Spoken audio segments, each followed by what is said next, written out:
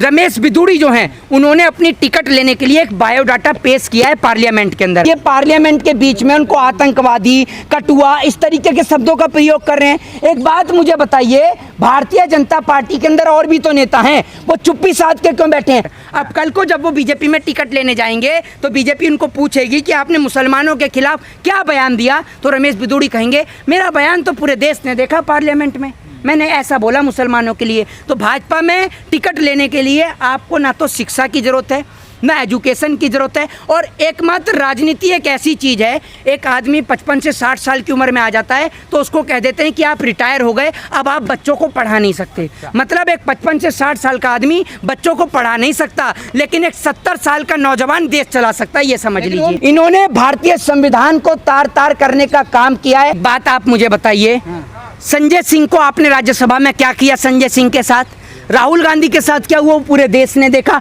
एक flying kiss के ऊपर, राहुल गांधी के ऊपर बवाल खड़ा कर दिया। लेकिन मेरे को यह समझ में नहीं आता कि लोकसभा स्पीकर ओम बिरला ने उनकी सदस्यता क्यों नहीं रद्द करी, एक बड़ा सवाल है। अगर आप पढ़ी लिखी पत्रकार होती, ये पहचान है इस देश में। आप पढ़े लिखे हैं, बाकी सब अनपढ़ हैं, बाबा भी पढ़े लिखे नहीं होंगे। हाँ हाँ हाँ, अब सुन लीजिए, अब मेरे को ये बता दीजिए, मैं इस पत्रकार से पूछ लेता हूँ जरा, इसके चैनल का नाम दिखा के आपको उधर पूछ लेता हूँ। हाँ। जरा ये बताइए इस कैमरे पर। हाँ। कि मैं तो ठीक है, मैं कहने कहा कि मैं पढ़ा लिखा हूँ और मैं जवाब भी दे दूंगा। हाँ। एक संतुष्टिपूर्ण आपको जवाब दूंगा और लॉजिकली। अब आप बता दीजिए सवाल का जवाब किसका, कि क्या कहते हैं भारत हिंदू राष्ट्र और क्या कहते हैं संविधान क्यों नहीं बदला जा सकता? अखंड भारत है, अखंड भारत, अखंड भारत है, बनाएंगे अखंड भारत मोदी जी।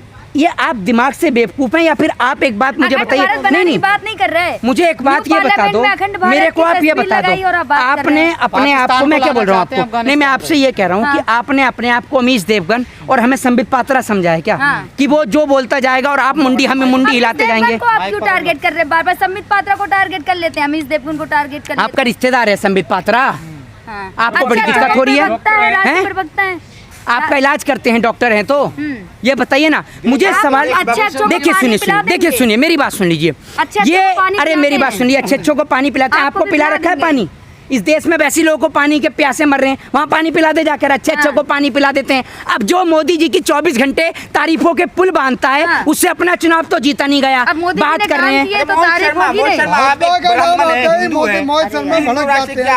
अब सुन लीजिए, अब मेरी बात सुन लीजिए, तर्क भरा जवाब सुन लीजिए, चिल्लाइए मत, क्योंकि मैं जानता हूँ कि यहाँ पर नाम आता है मोहित शर्मा भड़क जाते हैं, ऐसा क्यों? मेरी बात सुन लीजिए, मैं जानता हूँ कि सुन लीजिए, मैं इस देश की जनता को उसका एक तर्क भरा जवाब देना चाहता हूँ, ठीक है? क्योंकि यहाँ पर आप पत्रकार माइक ला के तो खड़े हुए, लेकिन मैं इतना समझ गया कि आप अनपढ़, जाहिल और गवार हैं, आप पढ़े लिखे नहीं, अशिक्षित हैं। तो आप सवाल का जवाब दे दो, सवाल का आप जवाब दे दो कि भारत बताइए, इनसे पूछ लो, ये बता, आज यही बता देंगी। आप ही बताओ कि क्या है अखंड भारत, बताइए ना। पीछे भक्ति है, इनके पास इतनी हिम्मत नहीं है कि सामने आके जवाब दें। मोदी जी ने फोटो लगाया तो है, ये बताइए जिस तरीके से दानिश अली को भाजपा सांसद। मेरी बात सुन लीजिए, पहले मेरे को एक सवाल का जवाब दे दीजिए कि भारत क्यों नहीं बन सकता। मैं आपको उसके पीछे रीजन बता देता हूँ। भारत देश की संसद के पास में सिर्फ संविधान में संशोधन करने का राइट है, ठीक है जी। भारत देश की संसद कभी भी संविधान को बदल नहीं सकती है, ठीक है जी।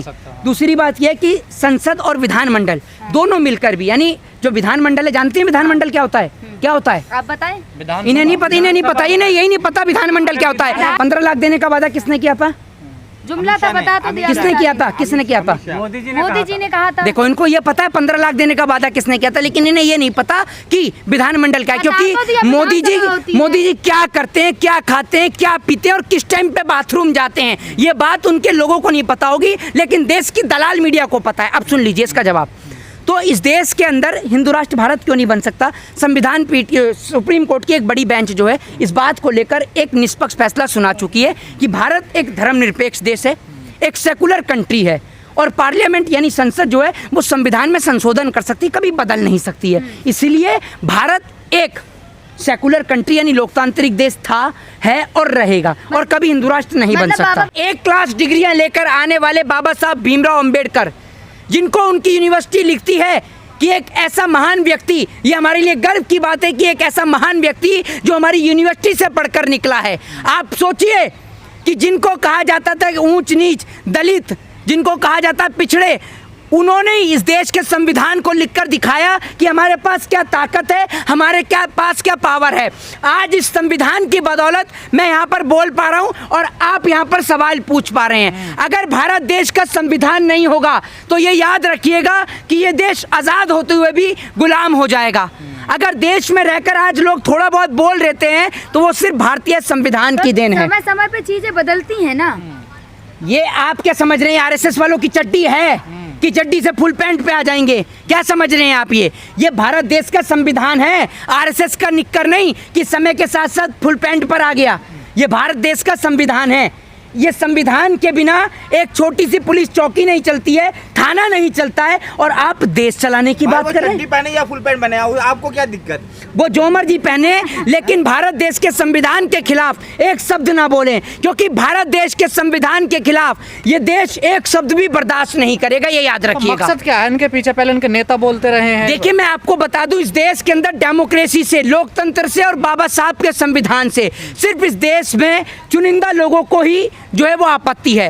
पहला है इस देश के अंदर राजा, नेता और डिक्टेटर, इन तीन लोगों को आपत्ति है। और वो इसलिए आपत्ति रहती है क्योंकि आपको एक बात बता दूं कि लोकतंत्र में वो ताकत है, संविधान में वो ताकत है कि बाबा साहब ने हर एक व्यक्ति को वोट डालने का अधिकार दे दिया। अब राजा महाराजा जो हैं वो जब चुनाव लड़ते हैं तो गरीब से गरीब आदमी के नीचे नतमस्तक होते हैं और बोलते हैं कि जी हमें चुनाव में वोट देना। लोकतंत्र खत्म करना चाहते हैं क्या लोग? ये लोकतंत्र ही तो खत्म करना चाहते हैं। ये इस देश में वापस से राजशाही स्थापित करना चाहते हैं। और ये लोग लगातार संविधान पे प्रहार इसलिए करते हैं क्योंकि ये जानते हैं कि जब तक देश में संविधान है तब तक इस देश का कोई बाल भी बाका नहीं कर सकता। ये लोग इस देश से संविधान को समाप्त करके, डेमोक्रेसी का समापन करके इस देश पे पूर्णतः अपना कब्जा जमाना चाहते हैं। कि मैं आपको दो चीज साफ रूप से स्पष्ट कर देता हूं, क्योंकि इस देश में अशिक्षित लोग बहुत हैं। दो चीज साफ रूप से स्पष्ट कर देता हूं कि संविधान में संशोधन करना और संविधान को बदलना,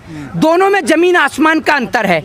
इस देश की जो है क्या कहते हैं, पार्लियामेंट के पास राइट है, संसद के पास राइट है संविधान में संशोधन करने का, ना कि संविधान को बदलने का। आर्थिक सलाहकार जो पढ़े लिखे नहीं है क्या? अरे मुझे तो लगता है पता नहीं कहां से पढ़ के निकले, मोदी जी की तरह तो नहीं पढ़े, ये भी एक बड़ा सवाल है। क्योंकि इस देश की संसद और विधानमंडल दोनों मिलकर भी इस देश के संविधान को नहीं बदल सकती हैं। और दूसरी बात ये आपको बता देता हूं कि भारत देश को लेकर एक बड़ी चर्चा पूरे विश्व में होती है कि भारत क्या हिंदू राष्ट्र बन सकता है, क्या भारत देश का संविधान चेंज किया जा सकता है। तो इसका सवाल अगर मैं आपको एक शब्द में बताऊं तो इसका जवाब है नहीं। क्यों नहीं बन सकता? अब मैं आपको बता देता हूं क्योंकि इसलिए नहीं बन सकता। पहली बात तो ये कि आप ये जो सवाल मुझसे पूछ रही हैं, बाबा बागेश्वर का कहना है, मेरी बात सुन लीजिए, धर्म से मंदिर चलता है, धर्म से राजनीति नहीं चलती है। और इस देश में हमारे भगवान किसी की राजनीति के लिए नहीं बने। जिसको राजनीति करनी है राजनीति में आए, धर्म के साथ राजनीति ना करे, याद रखिए। कह रहे हैं कि नहीं चलती, लेकिन राम मंदिर जब बनने की बात हुई थी तो वोट तुम राम मंदिर के नाम पे मांगे गए। राम मंदिर मोदी ने बनाया है,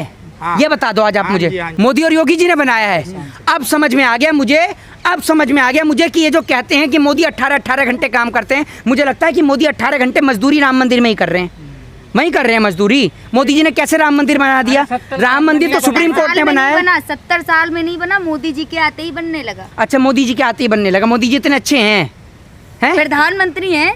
अच्छा, तो हमने क्या समझा? हमने क्या चपरासी बोल रहे थे इतने दिन से? हमें भी पता है प्रधानमंत्री हैं। देखिए, आपको एक बात बताता हूँ, भारतीय जनता पार्टी की भाषा यही है। और भारतीय जनता पार्टी महिलाओं को 33% आरक्षण दिलाने चली है। ये तो देख लीजिए कि आपकी पार्टी के नेता बात किस तरीके से करते हैं। और आपकी पार्टी के नेताओं की भाषा शैली इतनी खराब है। और 33% आरक्षण से मुझे एक चीज़ याद आई कि 33% आरक्षण उन्हें भी मिलेगा क्या कि जो लोग महिलाओं की आईडियां बनाकर बैठे हुए हैं। क्योंकि भारतीय जनता पार्टी की आईडी चलाने वाले ज़्यादातर लोग जो हैं वो महिलाओं के नाम से ही आईडी ऑपरेट करते हैं। तो क्या इन्हें भी आरक्षण मिलेगा 33%? जरा ये तो बताइए।